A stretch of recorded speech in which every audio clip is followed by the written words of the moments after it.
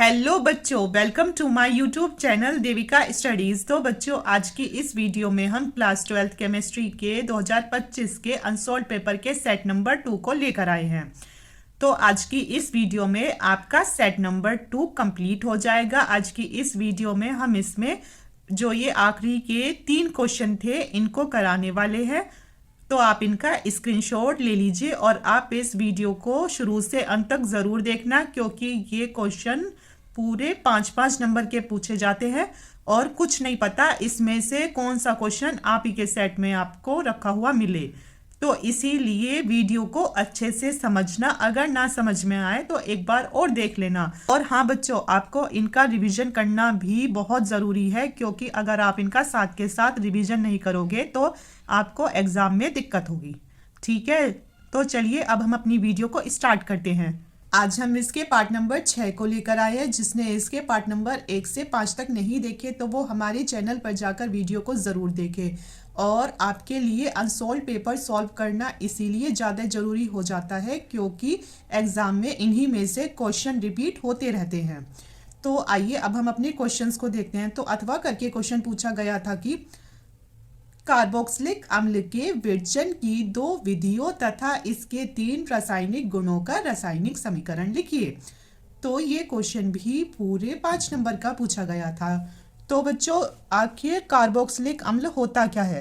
Carboxylic अम्ल की हो रही है यहाँ बात। ठीक है, तो इसे दिखाते हैं किससे, मतलब जो इसका रासायनिक सूत्र होता है तो ये होता है RCOOH। क्या होता है? RCOOH। और ये आपको ऐसा भी लिखा हुआ दिख सकता है, कार्बन डबल बॉन्ड O और साथ में OH, और या फिर ऐसे कार्बन डबल बॉन्ड H और इधर R आ जाएगा। और अगर ऐसे लिखा है इस R की जगह आ जाए CH3 तो ये क्या बन जाता है? तो इसका नाम होता है एसिटिक अम्ल। तो ये है एसिटिक अम्ल। तो आपसे क्वेश्चन में कहीं भी पूछे अगर कि कार्बोक्सिलिक अम्ल के निर्माण की विधियां या फिर इसके विरचन की विधियां, तो उसमें आपको एसिटिक अम्ल को ही बनाना है। ठीक है, और एसिटिक अम्ल का सूत्र होता है CH3COOH। क्या होता है? तो इसका सूत्र होता है CH3COOH। ठीक है, तो आइए अब हम इसकी विधियों को देखते हैं। तो एग्जाम में कितनी पूछी गई हैं? 2 विधियां। तो सबसे पहले हम इसमें बनाएंगे किससे? प्राथमिक अल्कोहल से। किससे? प्राथमिक अल्कोहल से। तो प्राथमिक अल्कोहल क्या होता है? प्राथमिक अल्कोहल होता है जिसमें हाइड्रोजन 2 हो और OH तो अल्कोहल हो ही गया, और साथ में इसमें R भी लगा होता है, तो इसे 1 डिग्री अल्कोहल भी कहते हैं। ठीक है, 1 डिग्री अल्कोहल। तो इसमें हम सबसे पहले क्या लेंगे? तो इसमें हम लेंगे प्राथमिक अल्कोहल। R की जगह हम कर लेंगे यहाँ पर क्या? CH3, और आ जाएगा CH2OH। तो ये क्या है? तो इसका नाम है एथिल अल्कोहल। Ethyl alcohol. ठीक है, अब इसका हम करा रहे हैं ऑक्सीकरण। ऑक्सीकरण करा रहे हैं किसके साथ? ऑक्सीकरण किसके साथ होता है? ऑक्सीजन के साथ। मतलब जो कि नवजात ऑक्सीजन होती है तो उसके साथ ही ऑक्सीकरण होता है। अगर कहीं भी ऑक्सीकरण हो रहा है तो आपके दिमाग में ये बात सेट होनी चाहिए कि अगर कहीं भी ऑक्सीकरण होगा तो इसका मतलब उसमें से हाइड्रोजन तो निकलेगी ही निकलेगी। तो इसमें से सबसे पहला काम कर दो, आप हाइड्रोजन को निकाल दो। ठीक है, और जब इसमें से हाइड्रोजन आ गई है बाहर, देखो एक O तो आ गया यहाँ पर, तो ये वाला जो H था इसका CH2 है ना, ये क्या है? CH2 है। तो H2 ये आ गया है इधर, क्योंकि इसमें हो रहा है ऑक्सीकरण तो इसमें हाइड्रोजन निकलेगी, मतलब निकलेगी ही निकलेगी। तो इस हाइड्रोजन को हटा दो और इसे ऐसे ही लिख दो। क्या हो जाएगा? CH3COOH। CH3COOH। तो ये बना एसिटिक अम्ल। क्या बना? एसिटिक अम्ल। एसिटिक अम्ल क्या बना? एसिटिक अम्ल। तो एसिटिक अम्ल का सूत्र होता है CH3COOH। ठीक है, अब इसमें एक और बात ध्यान रखनी है कि ये किसकी उपस्थिति में होगी? तो ये होगी KMnO4 या फिर K2Cr2O7। किसकी में? K2Cr2O7 या फिर KMnO4 की उपस्थिति में। इसे मैंने नीचे इसलिए लिखा है कहीं आपको ऊपर अच्छे से चमक नहीं रहा हो। ठीक है, तो इसमें आप लिख सकते हो प्राथमिक अल्कोहल, यानी ये इसको पोटेशियम पर मैग्नेट यानी KMnO4 या पोटेशियम डाइक्रोमेट मतलब K2Cr2O7 के द्वारा आसानी से कार्बोक्सिलिक अम्ल में ऑक्सीकृत किया जाता है। आ गई ये समझ में। अब इसकी जो दूसरी अभिक्रिया है तो ये है एस्टर से। किससे? एस्टर से। अब देखो कल की वीडियो में हमने क्या समझा था? हमने ये समझा था कि जो अगर CO साहब है उसके आगे पीछे कौन डोल रहे हैं? R। ठीक है, तो ये क्या बना? तो ये बना था कीटोन। मतलब अगर CO साहब के आगे पीछे R आ जाएंगे तो वो ऑन हो जाएंगे। ठीक है, तो हो जाएगा क्या? तो इसे कहते हैं हम कीटोन। और अगर इस मतलब जो कि CO साहब से भी ऊपर है, COO, इनके आगे पीछे एक तो R डोल रहा है और दूसरा R डैश, मतलब है तो ये दोनों एल्किल समूह R। ठीक है, इधर R डैश इसलिए लिया गया है कि मतलब जो इधर आएगा तो वो इधर दोबारा रिपीट नहीं होगा। ठीक है, तो इसे ही एस्टर कहते हैं। Ester, ester. ठीक है, तो बच्चों कीटोन किसे कहते हैं? कीटोन कहते हैं जिसमें CO साहब के आगे पीछे R आ जाए, तो ये तो कहलाएगा कीटोन। आप एग्जाम में ऐसे मत लिख कर आ जाना, कभी ऐसे ही लिखिए आओ। ठीक है, तो ये तो मैंने आपको सिर्फ और सिर्फ समझाने के लिए ही है।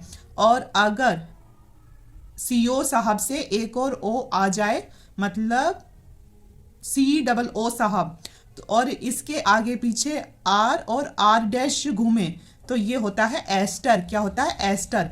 तो अब हम इस एस्टर से ही इसकी क्रिया कराएंगे, मतलब एस्टर से हमें एसिटिक अम्ल को इसमें प्राप्त करना है। तो एस्टर, अब आपको पता है आपको इसमें क्या प्राप्त करना है, आपको इसमें एसिटिक अम्ल करना है प्राप्त। तो सीधा पहले एसिटिक अम्ल का सूत्र कर दो इसमें। तो एसिटिक अम्ल का सूत्र होता है CH3COOH। ये तो हो गया एसिटिक अम्ल। अब इसमें दूसरी जानकारी है आपको कि एस्टर से, एस्टर में हम क्या लेंगे? एस्टर है CH3, R की जगह आ गया CH3, फिर आएगा COO, फिर अब ये R यहाँ रिपीट नहीं होगा, मतलब अब यहाँ आ जाएगा दूसरा R जो कि हो जाएगा C2H5। ठीक है, तो इसका नाम क्या है? इसका नाम है एथिल एसीटेट। क्या है इसका नाम? इसका नाम होता है एथिल एसीटेट। एथिल एसीटेट यानी ये क्या है? एस्टर है। ठीक है, अब इससे इसे आपने कैसे प्राप्त किया है? अब और भी तो कुछ इसमें चाहिए। ठीक है, तो ये आ गया CH3COO आ गया, यहाँ एक H आ गया यहाँ पे। तो अब यहाँ क्या बचा है? केवल C2H5। तो इसका मतलब यहाँ C2H5 तो आना ही आना है पक्का, और आपको ये दिख रहा है ना? तो इधर हम OH ले ले अगर, तो ये हो जाएगा एथिल अल्कोहल। और जब यहाँ एथिल अल्कोहल है तो इधर क्या आएगा? हम यहाँ एक्स्ट्रा क्या लेकर आए हैं? OH को, तो इधर यहाँ भी H2O आ जाएगा, जल। ठीक है, तो बस हो गई अभिक्रिया। इन अभिक्रियाओं में कुछ नहीं है, आपको सिर्फ थोड़ा दिमाग लगाकर इन्हें करना होता है बस। और है भी तो इतनी सारी, तो आप ये सोचते हो कि इसमें से कौन कौन सी अभिक्रिया कैसे कैसे करें, तो इसमें तो खैर मतलब केमिस्ट्री में कंफ्यूजन होता ही है। पर अगर आप इन्हें अच्छे से तैयार कर लोगे तो एग्जाम टाइम में आपको कोई भी दिक्कत नहीं होगी। अब आगे क्वेश्चन क्या पूछा गया है? आगे क्वेश्चन पूछा गया था इसमें क्या कि इसके 3 रासायनिक गुणों का रासायनिक समीकरण लिखिए। तो अब हम इसके 3 रासायनिक गुणों की रासायनिक समीकरण को लिखेंगे। तो इसमें जो सबसे पहली है तो वो है इसमें धातुओं से क्रिया। किससे? धातुओं से क्रिया। और धातु क्या होती है? जैसे सोडियम Na। ठीक है, तो इतना तो आपको चल गया पता कि इसमें आपको किससे क्रिया करानी है? इसमें आपको करानी है Na से क्रिया। अब इसमें क्या है? आपको लिखना है कार्बोक्सिलिक अम्ल के रासायनिक गुण। आपने इसमें क्या बनाया था? एसिटिक अम्ल। मतलब जहां भी कार्बोक्सिलिक अम्ल हो तो फिर समझ जाना कि एसिटिक अम्ल ही अधिकतर होता है यूज। होते तो और भी है पर इसमें अधिकतर जो आसान होता है तो एसिटिक अम्ल ही होता है। तो इसके हमें करने हैं गुण। तो गुण के लिए एसिटिक अम्ल से ही क्रिया कराएंगे। तो इधर लिख दो CH3COOH, तो ये हो गया एसिटिक अम्ल। ठीक है, अब हमने लिया एसिटिक अम्ल की, हमने किससे कराई है? तो हमने कराई है सोडियम के साथ क्रिया। तो क्या बना? तो इससे बनेगा सोडियम एसीटेट, मतलब CH3COO ऐसी रहेगा, और Na इसके साथ आ जाएगा, मतलब Na इसके साथ जुड़ जाएगा, तो हो जाएगा CH3COO Na। मतलब कभी भी आपको ऐसा दिखे तो इस हाइड्रोजन को तो हटा दो और Na इसकी जगह पर आ जाएगा। तो ये बन गया है हमारा क्या? इसका नाम है सोडियम एसीटेट।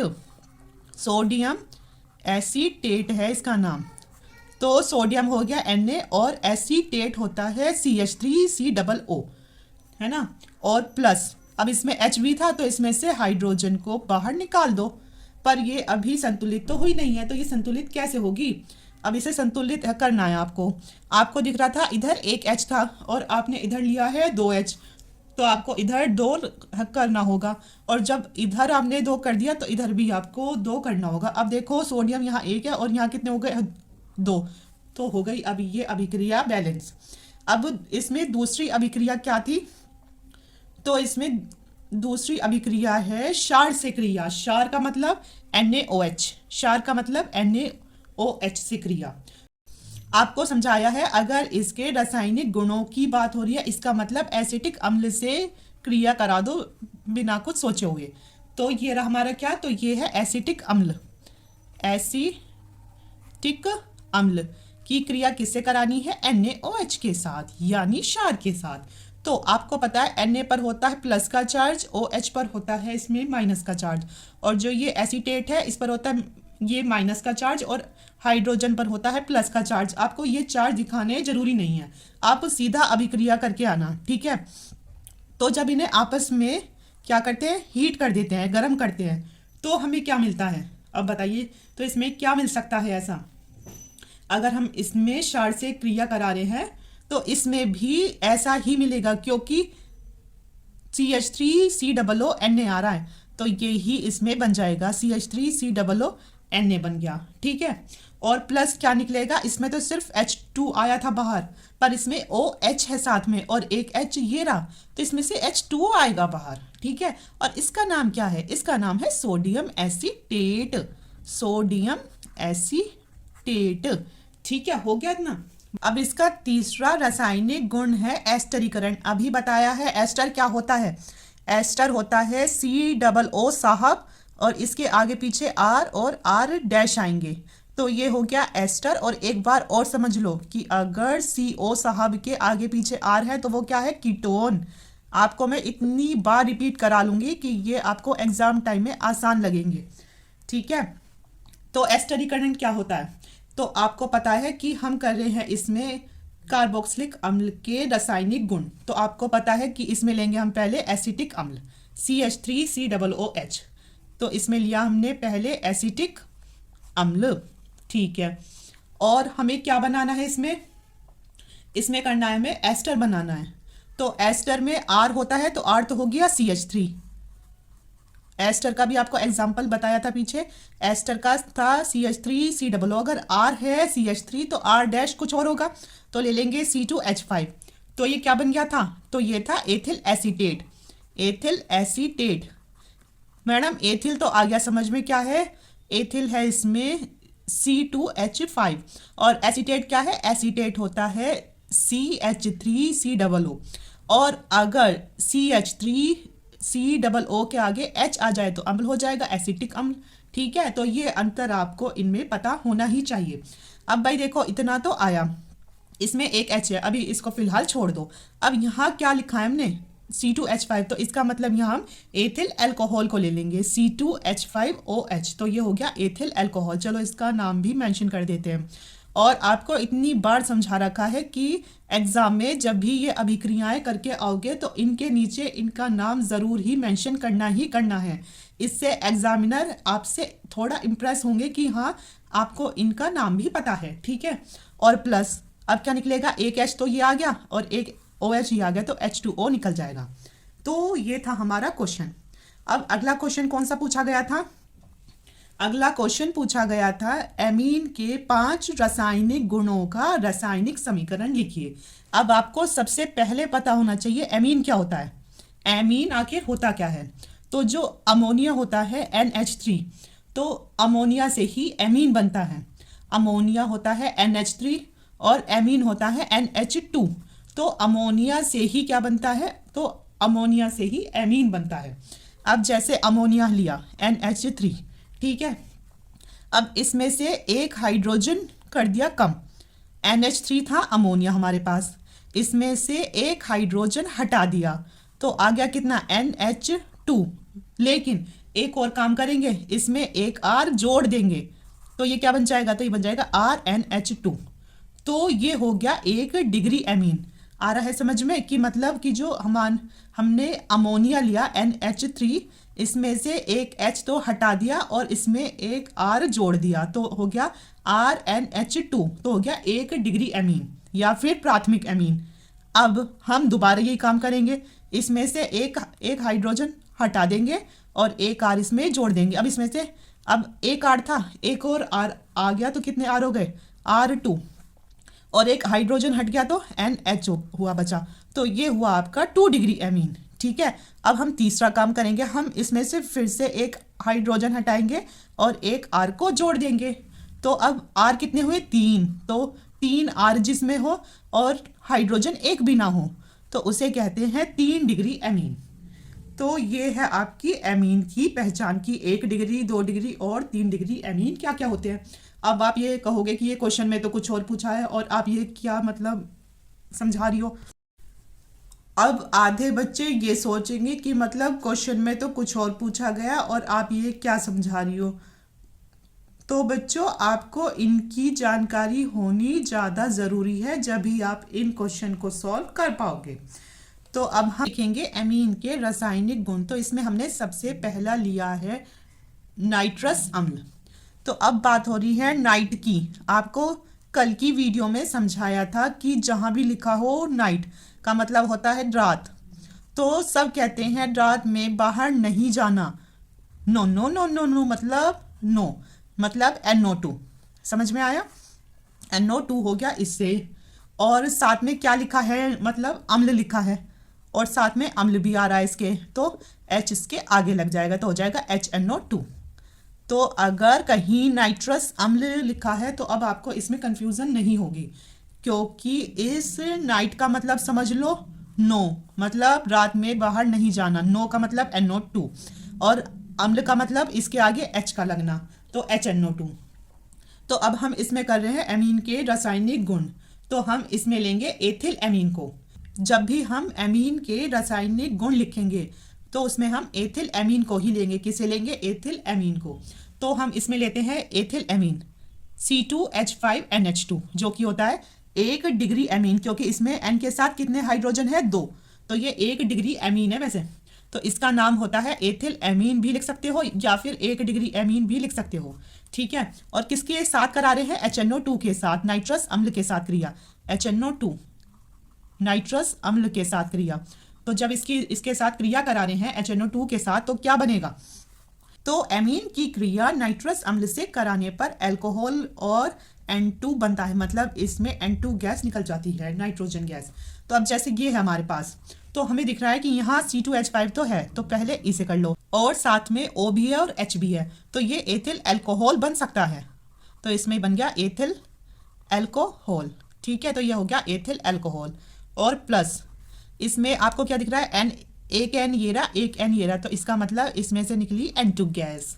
और प्लस अब क्या बचेगा इसमें, देखो C2H5 हो गया, N हो गया, अभी H2 है एक तो हमारे पास, एक तो हमारे पास H2 है, और यहाँ से OH ले लिया तो एक O ये रहा और H2 ये रहा, तो H2O बचता है। तो ये था इसका एक रासायनिक गुण। अब हम देखेंगे इसका दूसरा रासायनिक गुण, जो कि है हैलोजन अम्ल से क्रिया। हैलोजन कौन कौन से होते हैं, X को हैलोजन कहते हैं, FCl BrI। तो अधिकतर जो हम अभिक्रियाओं में लेते हैं तो हम ज़्यादातर क्लोरीन को ही लेते हैं। तो हैलोजन तो हो गया बच्चों क्लोरीन, और अम्ल मतलब अगर पीछे अम्ल लगा है तो इसका मतलब आगे H लग जाएगा, क्योंकि आपने इधर भी देखा होगा ये क्या था, नाइट्रस अम्ल, NO2 हो गया और इसके पीछे अम्ल है तो H आगे लग जाएगा। ऐसे ही ये हैलोजन हो गया Cl, अम्ल इसके पीछे लगाए तो H आ जाएगा, तो HCl के साथ क्रिया। तो आपको इतना तो पता चल गया कि आपको एथिल एमीन यानी C2H5NH2 की क्रिया, एथिल एमीन की क्रिया, एथिल एमीन की क्रिया किससे करानी है, HCl से करानी है। तो क्या बनेगा, तो बस इसमें एक ही हो जाएगा C2H5, ऐसे ही रहा, NH3 मतलब अमोनिया, NH3 और Cl साथ में, तो इसका नाम है ethyl ammonium, ethyl ammonium chloride. Ethyl ammonium chloride का क्या बनता है, तो ये है एक लवण बनता है। ठीक है, हो गया। अब तीसरा हमने इसका रासायनिक गुण लिया है, जो कि मोस्ट इंपॉर्टेंट है, क्योंकि ये आपसे सीधा 1 नंबर का 2 नंबर का पूछा जाता है कि कार्बिल एमीन अभिक्रिया क्या होती है। तो आपको पता होना चाहिए कार्बिल एमीन अभिक्रिया में एक तो होता है क्लोरोफॉर्म और दूसरा होता है KOH से क्रिया। ठीक है, तो इसमें एल्किल आइसोसाइनाइड प्राप्त होता है। अब ये क्या चीज़ है भाई, अगर आपका है कहीं CN समूह तो वो होगा साइनाइड लिखा जाएगा, साइनाइड। अगर कहीं CN है तो वो होगा बच्चों साइनाइड। और अगर इसका उल्टा कर दिया जाए, N आगे आ जाए C पीछे आ जाए, तो ये साइनाइड तो रहेगा ही रहेगा, तो ये साइनाइड तो होगा। ठीक है, साइनाइड होगा और बस इसके आगे लग जाएगा आइसो, तो ये हो जाएगा आइसोसाइनाइड। अगर कहीं क्या लिखा है CN तो होगा साइनाइड, और अगर NC लिखा है तो वो हो जाएगा आइसोसाइनाइड। तो इसमें हमें आइसोसाइनाइड प्राप्त होता है एल्किल का, मतलब आइसोसाइनाइड का मतलब NC आ जाएगा और कोई सा एल्किल आएगा। तो ये वाली अभिक्रिया मोस्ट मोस्ट मोस्ट इंपॉर्टेंट है। और क्या बताइए आप ही के सेट में हो कि कार्बिल एमीन अभिक्रिया क्या होती है। तो ये एमीन के रासायनिक गुण में ही है। ठीक है, तो इसमें क्या होता है, आप क्या कर रहे हो, आप इसके रासायनिक गुण को कर रहे हो। तो अभी बताया क्या यूज़ करना है, एथिल एमीन, तो आ जाएगा C2H5NH2, तो ये हो गया ethyl amine, ethyl amine, ethyl amine हो गया ये। और साथ में किसके साथ क्रिया करानी है, क्लोरोफॉर्म, जिसका सूत्र होता है CHCl3, जिससे क्या किया जाता है, बेहोश किया जाता है। तो उसका सूत्र क्या होता है, तो उसका सूत्र होता है CHCl3, तो ये है क्लोरोफॉर्म। और साथ में क्या लिया है, KOH, तो इसकी क्रिया करानी है। तो हमारा क्या क्या प्राप्त होगा, सबसे पहले तो इसमें हमारा एल्किल आइसोसाइनाइड, मतलब एल्किल हो गया C2H5 और आइसोसाइनाइड का मतलब NC, तो ये बन गया हमारा क्या, तो इसे कहेंगे ethyl isocyanide, ethyl ethyl isocyanide, ethyl isocyanide बन गया। ठीक है, और प्लस क्या निकलता है KCl, क्योंकि आपको इधर K भी दिख रहा है और साथ में Cl भी है, KCl, और प्लस निकलेगा H2O। इस अभिक्रिया का आप जितनी बार रिवीजन कर सको उतना कीजिए, क्योंकि इससे एक तो आपके एमीन के रासायनिक गुण होते हैं और दूसरा ये वाली अभिक्रिया भी तैयार हो जाएगी। अब इससे कैसे करेंगे बैलेंस, अब यहाँ KCl, आपको यहाँ Cl कितने दिख रहे हैं, 3, और यहाँ Cl कितना है, 1, तो इसे कर दो 3। अब ये तो 3 हो गए, लेकिन अब तो ये भी हो गया पोटेशियम भी, चलो भाई पोटेशियम को भी कर देते हैं 3। अब ये तो हो गया, अब यहाँ दिख रहा है आपको H2O, तो आपको दिख रहा है जब H2O तो 2 H2 तो ये रहे, मतलब एक H2 तो ये रहा, H2 मतलब कि 2 हाइड्रोजन ये रहे, 1 हाइड्रोजन ये रहा, 3 हाइड्रोजन हो गए, और 3 हाइड्रोजन ये रहे, तो 6 हाइड्रोजन हो गए। इसका मतलब 3 दूनी 6 हाइड्रोजन, ऑक्सीजन 3 है तो इससे 3 ऑक्सीजन हो गए, तो ये हो गई हमारी संतुलित। अब अगला रासायनिक गुण है ग्रिग्नार्ड अभिकर्मक से क्रिया। तो बच्चों ग्रिग्नार्ड अभिकर्मक का सूत्र होता है RMgX। क्या होता है, मतलब Mg होता है बीच में, इसके आगे R और इसके पीछे X होता है। अधिकतर हम क्या लेते हैं, Cl, R हम क्या लेते हैं, या तो हम लेंगे C2H5 या फिर CH3 लेते हैं। ठीक है, तो जो हमारा ग्रिग्नार्ड अभिकर्मक का सूत्र होता है तो ये होता है RMgX। तो इतना तो आपको चल गया पता कि आपको इधर RMgX से क्रिया करानी है। किसकी करानी है, आप किसके गुण पढ़ रहे हो, एमीन के, तो एथिल एमीन आएगा ना, तो आ जाएगा एथिल एमीन को अभी लिख दो RNH2, तो ये एथिल एमीन है, और यहाँ R है तो यहाँ R डैश कर दो, वरना ये दोनों सेम हो जाएंगे। तो अगर हमने एथिल एमीन कर दिया यहाँ C2H5NH2, तो ये हो गया एथिल एमीन, और इसकी क्रिया किससे करा रहे हो, ग्रिग्नार्ड अभिकर्मक से, तो R डैश को छोड़ लेना पड़ेगा। अगर ये लिया C2H5 तो ये हो जाएगा CH3, MgX की जगह लिया Cl, चलो करा दे क्रिया। तो क्या होता है इसमें मिलता है एल्केन, एल्केन यानी जो R डैश होगा यानी जो CH3 होगा, है ना, और साथ में H, R डैश H, मतलब ये वाला R डैश और इसका एक H ले लेगा, ये जो R डैश है ये इसका एक H छीन लेगा, तो हो जाएगा R डैश H। तो R डैश कितना है CH3, इसने इससे एक H और ले लिया, तो कितना हो गया CH4 हो गया, और जब CH4 हुआ तो इसका नाम होता है क्या, मेथेन। आ रहा है समझ में कि अगर एथिल एमीन की क्रिया R डैश MgX यानी ग्रिग्नार्ड अभिकर्मक से कराते हैं तो ये एल्केन बनाता है। एल्केन कैसे बनाएगा? ये जो R डैश है तो ये जो है तो ये मतलब ज्यादा चालाकी करके इसका हाइड्रोजन अपने पास खींच लेगा, तो R डैश H होके फिर ये क्या बन जाता है? एल्केन बन जाता है। प्लस अब इसमें जो है तो उसे लिख दो, Mg है तो R डैश का, एक साथ में इसके X है तो X को रख दो ऊपर, और इसमें क्या बचा है? एक तो इसका हाइड्रोजन है, एक इसका N है और एक इसका R है, तो इसमें हमारा NH तो एक बचा है, NH क्योंकि एक हाइड्रोजन इसने ले लिया और एक साथ में R। ठीक है, तो ऐसे ही हम कर देंगे Mg और X हमने क्या लिया है? Cl, NH ऐसी रहेगा, R क्या लिया है? तो R लिया है हमने यहाँ C2H5। तो ये थी इसमें ग्रिग्नार्ड अभिकर्मक से क्रिया। तो इसके बारे में थोड़ी और जानकारी लेनी हो तो इसे एक बार पढ़ लेना कि इसमें क्या बनता है, यही चीज है इसमें। अब अगला है एसिटिल क्लोराइड से क्रिया। तो आपको पता है आप क्या कर रहे हो? रासायनिक गुण कर रहे हो एथिल एमीन के, तो हो जाएगा C2H5NH2, तो ये हुआ एथिल एमीन। एथिल एमीन पहले इसे लिख दिया। अब ये एसिटिल क्लोराइड का सूत्र क्या होता है? एसिटिल मतलब CH3COCl, तो इसे कहेंगे एसिटिल क्लोराइड। एसिटिल क्लोराइड, तो एसिटिल क्लोराइड का सूत्र होता है CH3COCl। तो किसकी उपस्थिति में होती है? तो ये होती है पिरीडिन की उपस्थिति में। किसकी में? तो ये होती है पिरीडिन की उपस्थिति में। और इसमें से क्या होता है? HCl निकल जाता है, H गया और Cl गया, H चला गया इसमें से हो गया Cl, तो ये इसमें एक H है N के साथ, तो इसे ऐसे लिखो C2H5NH बचा यहाँ, इसमें से H आ गया और इसमें से आ गया Cl, तो अब यहाँ क्या बचा? COCH3, तो यहाँ लिख दो COCH3, तो ये बन गया। इसका नाम है N ethyl acetamide, N ethyl acetamide. C2H5NH COCH3 का नाम होता है N एथिल एसिटामाइड। अब ये हो गए इसके गुण। अब अगला क्वेश्चन पूछा गया था क्या? अब अथवा करके क्वेश्चन पूछा गया था कि एमीन के विरचन की 3 विधियों का रासायनिक समीकरण लिखिए तथा एल्किल हैलाइडों के एमिनो अपघटन की क्रिया विधि को भी लिखिए। तो अब इसके हमें 3 रासायनिक समीकरण लिखने, मतलब इसके निर्माण की 3 विधियां लिखनी है। तो आपको पता है एमीन है तो ये किससे बनेगा? अमोनिया से बनेगा भाई, NH3 से। तो एमीन बनाना है आपको, तो सबसे पहले यहाँ एमीन कर दो।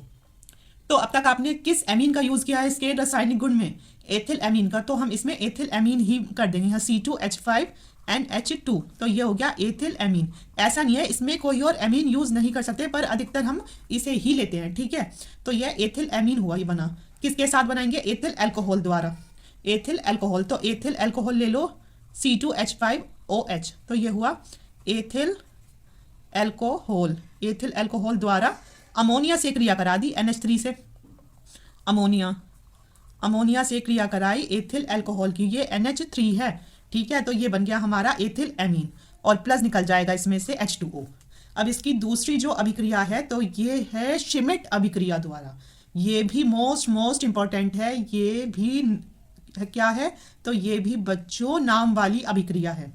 तो ये होती है श्मिट अभिक्रिया, तो ये आपको ऐसे भी पता होनी चाहिए।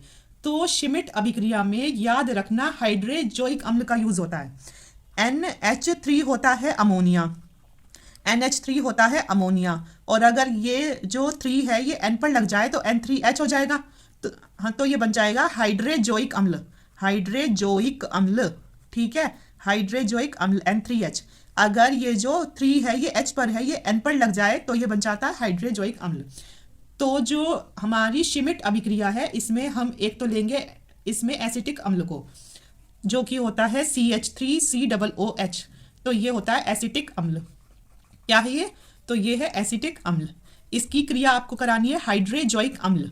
अगर अमोनिया होता तो H पे होता 3, लेकिन ये हाइड्रोजोइक अम्ल तो N पर आएगा 3, तो इसका नाम है हाइड्रोजोइक अम्ल, जिसका सूत्र होता है N3H। तो इससे क्या बनता है? इससे बनता है मेथिल एमीन CH3NH2, तो ये बन गया इससे मेथिल एमीन, और प्लस इसमें निकल जाती है क्या? नाइट्रोजन गैस और प्लस कार्बन डाइऑक्साइड गैस। तो ये होती है श्मिट अभिक्रिया। इसमें क्या होता है कि इसमें सांद्र सल्फ्यूरिक अम्ल की उपस्थिति में कार्बोक्सिलिक अम्ल यानी एसिटिक अम्ल की क्रिया हाइड्रोजोइक अम्ल से कराने पर एमीन प्राप्त होता है। तो कौन सा एमीन हुआ है? तो हमें यहाँ मेथिल एमीन प्राप्त हुआ है।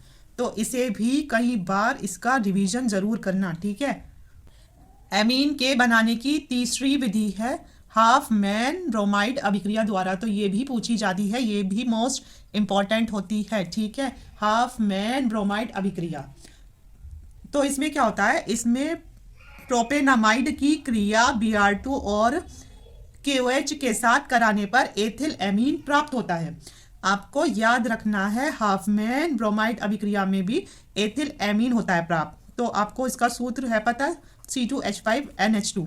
तो ये तो हो गया एथिल एमीन, एथिल एमीन। तो इसमें सबसे पहला खेल है प्रोपेनामाइड का। आपको याद रखना है हाफमैन ब्रोमाइड अभिक्रिया में आपको एथिल एमीन प्राप्त होगा, वो भी किससे, प्रोपेनामाइड के साथ। तो इसका सूत्र होता है C2H5CONH2, C2H5CONH2।